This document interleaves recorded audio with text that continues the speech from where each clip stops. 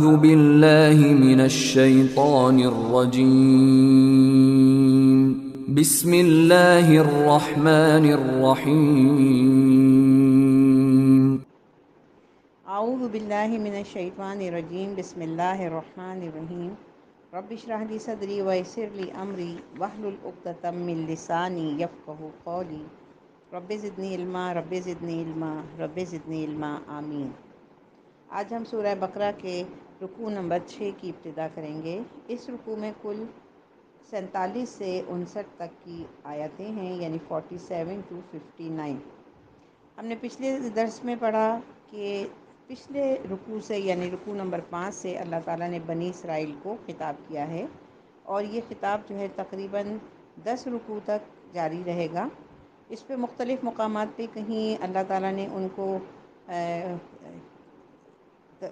کو دین کی طرف دعوت دی ہے، اور کہیں کہیں پر ان کے جرائم کی فہرست پیش کی ہے۔ تو یہاں سے جو ہے فرد جرم عائد کی جا رہی ہے رکوع نمبر 6 سے۔ آپ دیکھیے، یعنی کہ یہ ہم سب جانتے ہیں کہ آپ نبی پاک صلی اللہ علیہ وسلم سے پہلے بنی اسرائیل انتہائی لاڈلی اور اللہ کی پسندیدہ قوم تھی، اور اس پر تقریباً 4 دور گزرے ہیں۔ اللہ تعالیٰ نے 2 ادوار میں ان پہ بے انتہا نعمتیں اور من و سلوہ اور بڑی رحمتیں ان پر نازل کی، اور دو دور ان کی نافرمانی کے ایسے تھے کہ جس پہ ان پر عذاب کے کوڑے بھی برسے۔ تو جب نبی پاک صلی اللہ علیہ وسلم کی بعثت ہوئی تو اللہ تعالیٰ نے تو سب سے زیادہ اعتراض جو تھا بنی اسرائیل نے کیا، تو اللہ تعالیٰ نے ان بنی اسرائیل کو اب کس طرح سے قائل کیا اور کس طرح سے ان کے فرد جرم عائد کی، اور ان کو بتایا کہ دیکھو تم نے یہ کیا، تم نے یہ کیا، تم نے یہ کیا۔ تو اب ہم اپنے سبق کا آغاز کرتے ہیں ایک چھوٹی سی تمہید کے ساتھ، اور ہم آیت نمبر 47 پڑھیں گے، 47۔ بسم اللہ الرحمن الرحیم۔ یا بنی اسرائیل اذکروا، اے بنی اسرائیل یا اے یعقوب کی اولاد یاد کرو۔ ایسی ہی آیات ابھی پچھلے رکوع میں بھی گزر چکی ہیں۔ اے بنی اسرائیل، بنی اسرائیل کی ترکیب میں پچھلے رکوع میں آپ کو بتا چکی ہوں۔ حضرت یعقوب علیہ السلام کا یہ لقب تھا۔ تو حضرت یعقوب کی اولاد کو مخاطب کیا گیا ہے۔ اذکروا نعمتی التی، یاد کرو میری نعمت کو۔ نعمت مانے نعمت چھوٹی یہ لگی ہے، ضمیر متصل میرا یا میری۔ التی الذین کا الذی کی مونث ہے یہ۔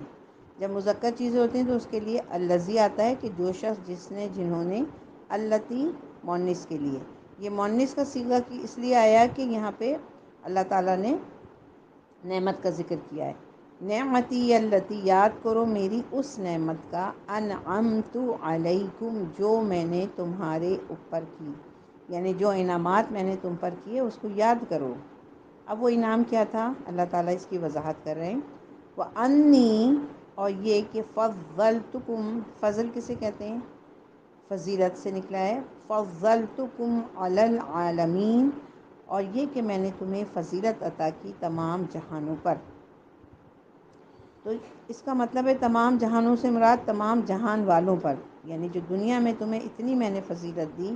دیکھیں، پہلی فضیلت تو ان کی یہی بہت بڑی تھی کہ اسی نسل سے تقریباً تمام انبیاء کرام مبعوث ہوتے رہے۔ ان کی ہی نسل میں، بنی اسرائیل میں ہی سب سے زیادہ انبیاء کرام جو ہے ان کی نسل میں۔ تو اس سے بڑی فضیلت کیا ہوگی کہ ان کے درمیان اتنے بہترین قسم کے انبیاء آتے رہے، یعنی گویا کہ ان کے اوپر ہدایت کی بارش ہوتی رہی، مسلسل ان تک ہدایت پہنچتی رہی، اور ان کے درمیان نیک اور صالح لوگ موجود رہے۔ تو یہ سمجھیے کہ یہ ایک بڑی فضیلت ہوتی ہے۔ جیسے ہم لوگ کو فضیلت ہے کہ نبی پاک صلی اللہ علیہ وسلم ہمارے نبی ہیں، اور ان کی امت میں دیکھیں کتنے بڑے بڑے جلیل القدر صحابہ کرام ہیں، اس کے بعد تابعین ہیں، پھر تبع تابعین ہیں، اور آج تک کتنے بڑے بڑے ولی اللہ جو ہیں اس میں موجود ہیں۔ تو ظاہر سی بات ہے اللہ تعالیٰ جس پر اپنا فضل کرتا ہے تو اس پر نیکیوں کی بارش بھی، اس کے اوپر ہدایت کے دروازے کھول دیتا ہے، اور اس پر رحمتوں کی بارش ہوتی ہے۔ آیت نمبر 47 دیکھیں۔ وَاتَّقُوا، واو مانے اور، تقو تقوی اختیار کرو یا ڈرو۔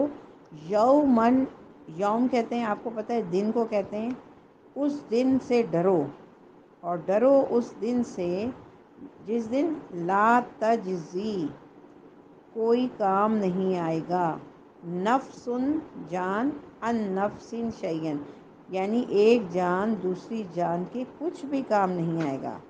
تو ڈرو اس دن سے جس دن کام نہ آ سکے گی کوئی جان کسی دوسری جان کے کچھ بھی۔ تو یہ دن کون سا ہوگا؟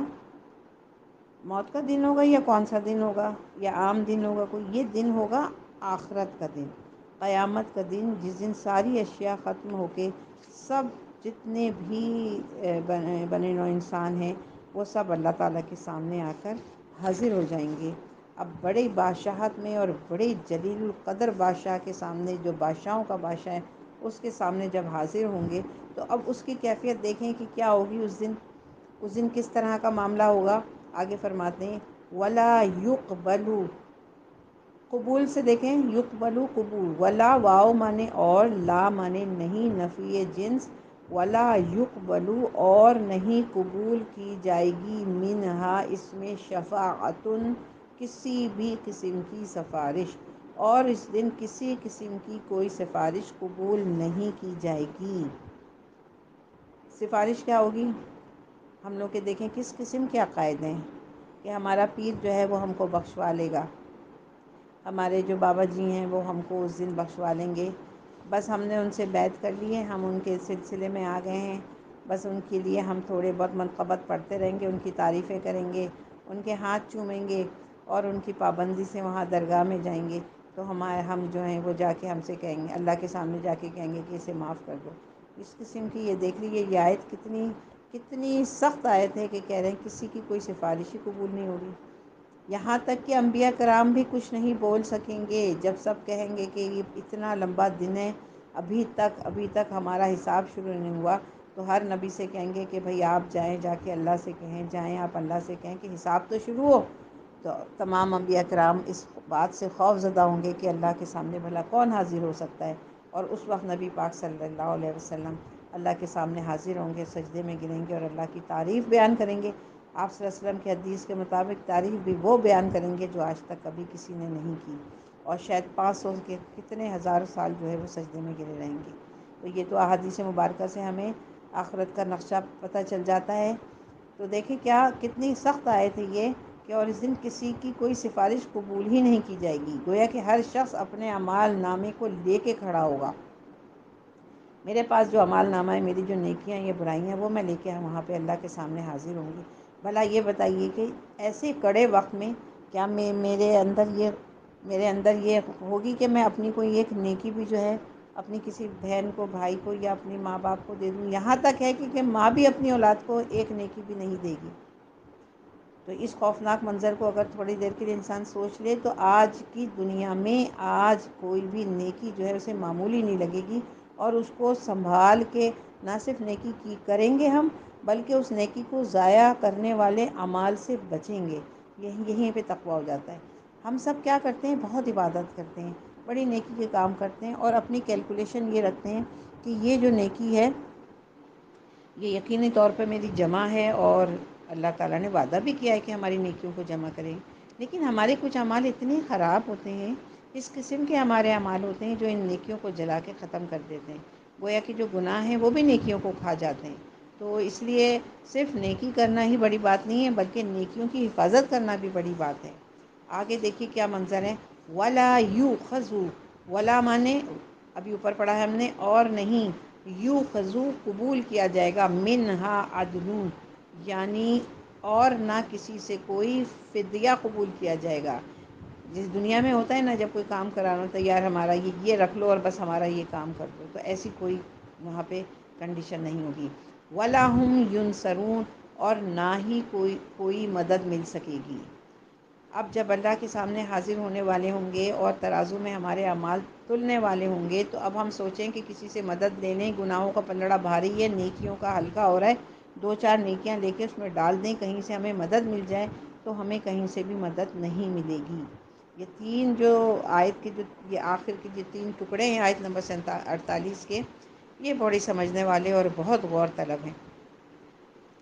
اچھا، اب یہاں پہ دیکھیں کہ لوگوں یہ آیتیں سے مقصد کیا ہے، اور یہ اہل یہود کو کہا جا رہا ہے، یہ سب کے لیے کہا جا رہا ہے۔ پہلے ہم اہل عرب اور اہل یہود کے پیرائے میں دیکھتے ہیں، پھر ہم اس آیت کو اٹھا کے اپنے اوپر لے کے آئیں گے۔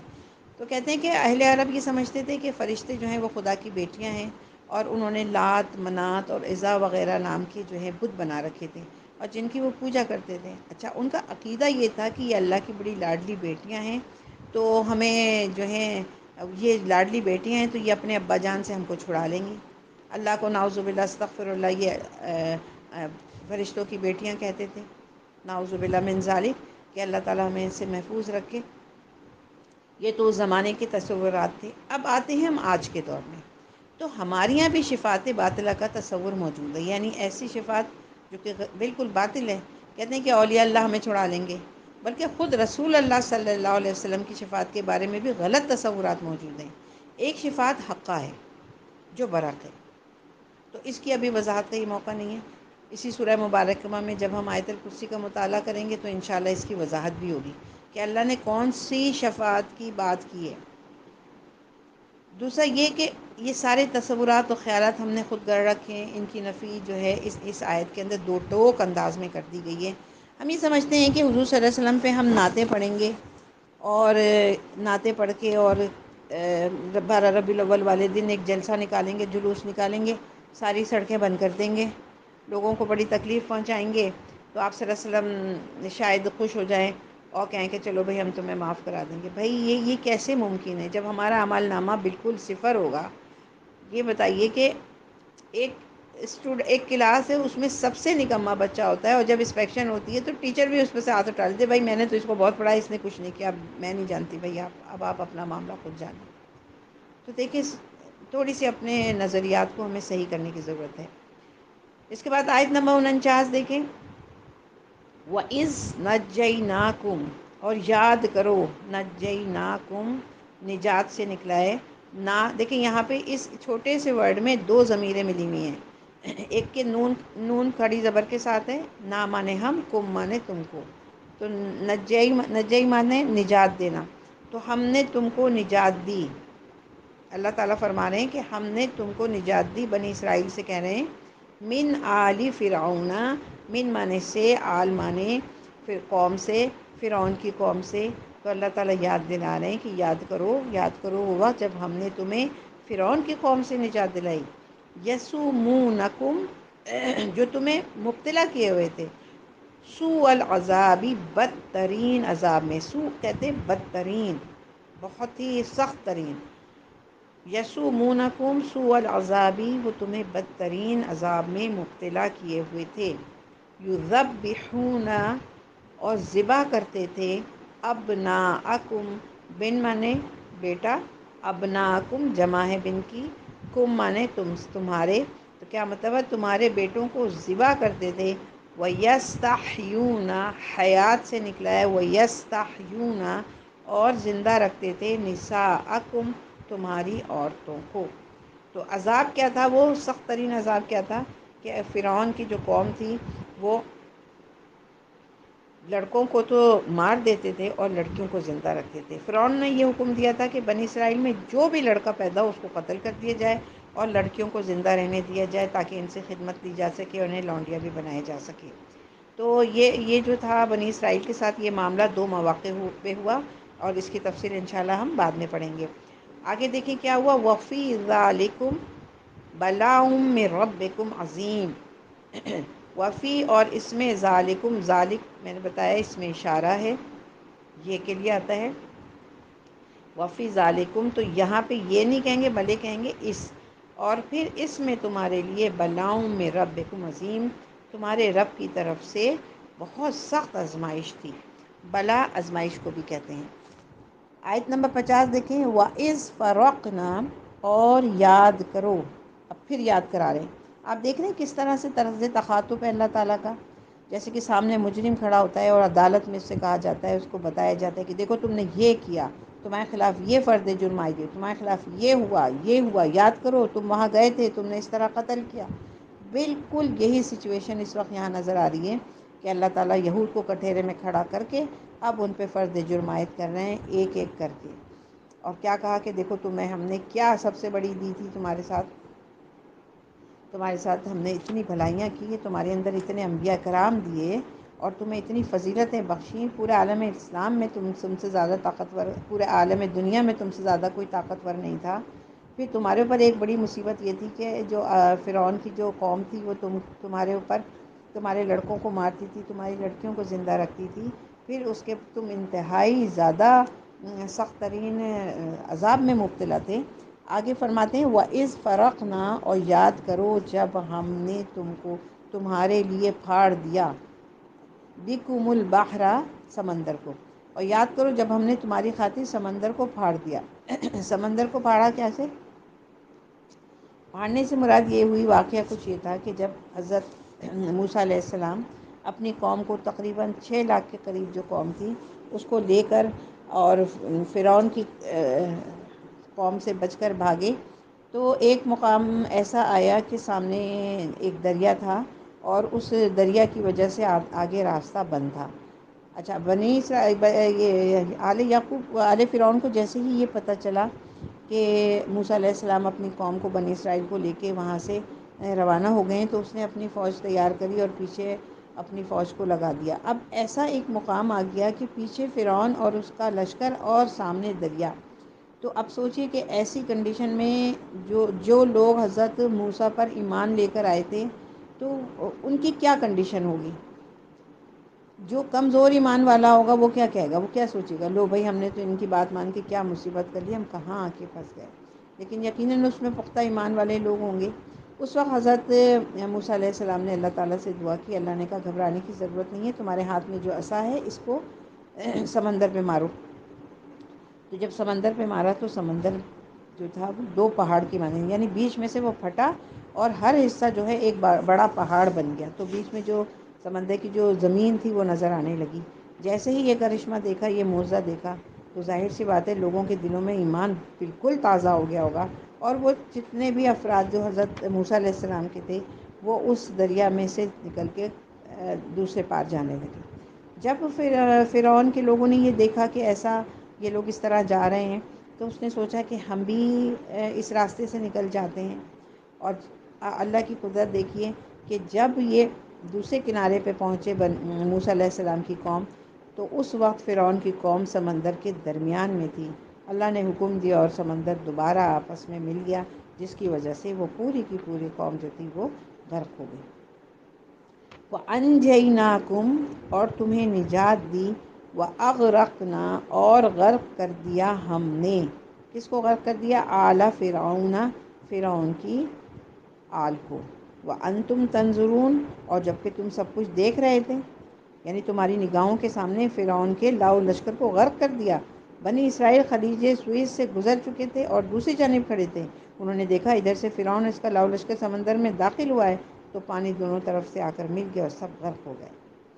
آیت نمبر 51 دیکھیں، وَإِذْ وَاعَدْنَا، اور یاد کرو جب ہم نے موسیٰ، وعدہ کیا موسیٰ سے، وَإِذْ وَاعَدْنَا موسیٰ، اور یاد کرو جب ہم نے وعدہ کیا موسیٰ سے، 40 لیلۃً، لیل کہتے ہیں رات کو، 40 کہتے ہیں 40 کو عربی کی گنتی میں، تو اللہ نے کہا کہ ہم نے 40 راتوں کا موسیٰ سے وعدہ کیا۔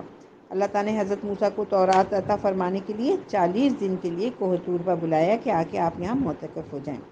ثم اتخذتم العجل، ثم پھر، تخذتم العجل، عجلہ کہتے ہیں بچڑا، تخذتم تم نے بنا لیا، جیسے ہم کہتے ہیں نا اخذ کریں، اس سوال سے آپ نے کیا جواب اخذ کیا ہے، اردو کا لفظ ہے، اردو میں بھی ہم یہ لفظ کثرت سے بولتے ہیں۔ ثم اتخذتم العجل، پھر تم نے بنا لیا بچڑے کو، من بعدہ، اس کے بعد، یعنی حضرت موسیٰ کے جانے کے بعد۔ حضرت موسیٰ جب کوئی طور پہ گئے تو انہوں نے حضرت ہارون کو پیچھے سے رکھا کہ میری قوم کی دیکھ بھال کیجیے گا، آپ دیکھیں اسے۔ تو جب یہ وہاں گئے تو پیچھے واقعہ کچھ یوں ہیں، کیونکہ یہ واقعہ جو ہے قرآن میں اس کی تفسیر نہیں ہے، اس کی تفسیر جو ہے ہمیں تورات سے ملتی ہے۔ تو بہت سے واقعات ایسے ہوتے ہیں جو ہمیں تورات کو پڑھنے کے بعد ملتی ہے۔ تو ڈاکٹر سعد احمد، ظاہر سی بات ہے اتنے بڑے اسکالر ہیں، تو یقینی طور پہ ان کی ہر اس آسمانی کتاب پہ دسترس ہوگی۔ تو وہ یہاں پہ فرماتے ہیں کہ واقعہ کچھ یہ ہوا تھا کہ جب یہ حضرت موسیٰ علیہ السلام وہاں تورات کو حاصل کرنے کے لیے کوہ طور پہ چلے گئے، تو پیچھے سے سامری جو جادوگر تھا اس نے ایک بچڑا بنایا، تو کہتے ہیں کہ پرانی کتابوں میں یہ بھی ملتا ہے واقعہ کہ حضرت موسیٰ کی جو قوم تھی بنی اسرائیل تھی، یہ بڑے دیانتدار اور ایماندار تھے۔ تو جب یہ فرعون کے پاس وہاں پہ مصر میں تھے، تو جو وہاں کے لوگ تھے مقامی لوگ، وہ ان کے پاس اپنی امانتیں رکھوا دیتے تھے، یعنی سونا وغیرہ۔ تو جب یہ وہاں سے بھاگے تو اپنے سامان کے ساتھ وہ بھی لیتے ہوئے آئے، تو اب یہ اتنا سارا سونا تھا، تو وہ اب کیونکہ ان کے دلوں میں خلش تھی اور وہ نیک فطرت لوگ تھے، اور تو انہوں نے یہ سوچا کہ اب ہم کیا کریں، یہ امانت ہے، ہم لے کے آئے ہیں وہاں سے، اب ہم اس کو کیا کریں۔ تو سامنے نے کہا تم سب اپنا اپنا سونا یہاں ڈال دو، دیکھو میں کیا کرتا ہوں۔ اس نے اس کو پگھلایا، اور پگھلانے کے بعد اس کو ایک بچڑے کی شکل دے دی، تو وہ اندر سے ہولو سا تھا، خالی تھا، جس کی وجہ سے اس میں سے آواز آتی تھی۔ تو کہا کہ دیکھو یہ تمہارا رب ہے اور تم اس کی پوجا کرو۔ تو یہ شرک کیا انہوں نے، تو یہ انتہائی بڑا شرک کیا انہوں نے، بچڑے کو معبود بنا لیا۔ تو آگے کہا کہ تم نے اس کے بعد تم نے بچڑے کو معبود بنا لیا، وَأَنْتُمْ ظَالِمُونَ، اور تم ظالم تھے۔ تو بچڑے کو معبود بنا کر تم نے اتنا بڑا ظلم کیا ہے۔ اور الفاظ قرآنی میں اِنَّ الشِّرْكَ لَظُلْمٌ عَظِيمٌ، یعنی شرک جو ہے سب سے عظیم ترین ظلم ہے۔ تو دیکھیں آپ کتنا بڑا ظلم کیا انہوں نے، کہ جیسے ہی نبی کوہ طور پہ گئے تو پیچھے سے انہوں نے یہ کام کیا۔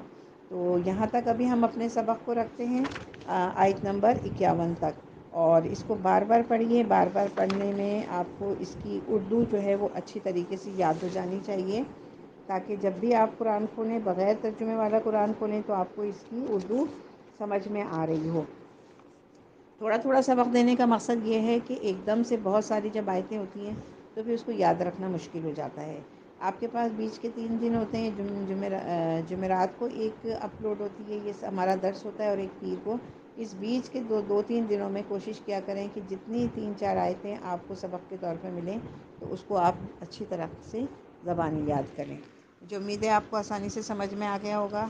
اللہ تعالیٰ سے دعا کرتے ہیں ہمیں قرآن پاک صحیح پڑھنے کی، پڑھانے کی، سمجھنے اور سمجھانے کی توفیق عطا فرمائے، اور ہمارے لیے قبر میں یہ ہمارا مونس اور غم گسار ہو۔ صدق اللہ العظیم۔ السلام علیکم ورحمۃ اللہ وبرکاتہ۔